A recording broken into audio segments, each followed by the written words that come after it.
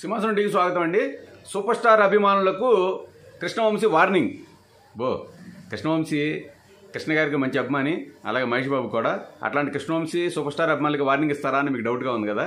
నిజంగా ఇచ్చారండి. అయితే ఇది వార్నింగ్ అంటే సీరియస్ వార్నింగ్ కాదు, ఒక దాన్ని ఏమంటారు, బాధ్యతతో కూడిన హెచ్చరిక అనమాట. విషయంలోకి వెళ్తే తాజాగా మురారి రిలీజ్ అయిన సంగతి అందరికీ తెలిసిందే. సూపర్ హిట్ అయింది.